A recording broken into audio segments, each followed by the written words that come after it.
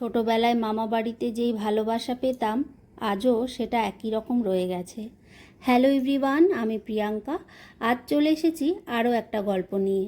সকালবেলা ঘুম থেকে উঠে দেখি বৌদি আমাদের সবার জন্য ইডলি বানিয়েছে। নারকেলের চাটনির পরিবর্তে সাথে ছিল খুব টেস্টি একটা বাদামের চাটনি। কোনো একদিন রেসিপিটা তোমাদের সাথে শেয়ার করব। আর ওদিকে আমার বড় মাইমা সকাল সকাল পুজোয় বসে পড়েছে। বিহানবাবুও স্নান টান সেরে নম করতে এসেছে। আমার মামা বাড়ির সামনে হাইওয়ে থাকলেও বাড়ির পেছনের অংশটা সবুজে ঘেরা। আর এই দেখো কত পেয়ারা হয়েছে। ছাদ থেকে হাতে করেই পেয়ারা পাড়া যাচ্ছে। আমি নিয়ে আসবো বলে মাইমা এক ঝুড়ি পেয়ারা পেড়ে দিল। জানো তো, আমার মামার বাড়ি হলো জগন্নাথ দেবের মাসির বাড়ি।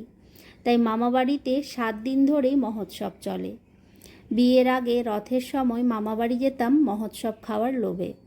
যাই হোক, এই বছর প্রভুর কৃপায় আবার মহোৎসব খাওয়ার সৌভাগ্য হলো।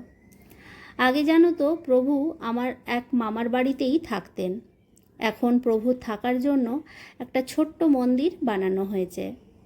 পরিচিত অনেক মানুষের সাথে দেখা হলো, কথা হলো, আর মন যেন বারবার ফিরে যাচ্ছিল আমার সেই ছোট্টবেলাতে। মা পিহানকে ব্যস্ত রেখেছিল বলে আমি একটু তৃপ্তি করে প্রসাদ খেতে পেরেছিলাম। সত্যি, মা পাশে থাকলে জীবন কত সহজ হয়ে যায় না? মেশোর বাইকটা পিহানবাবুর বড্ড পছন্দ হয়েছে।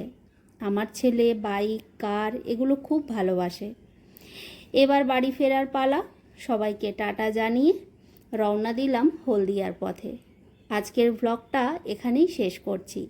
দেখা হচ্ছে তোমাদের সাথে পরের একটা ভ্লগে।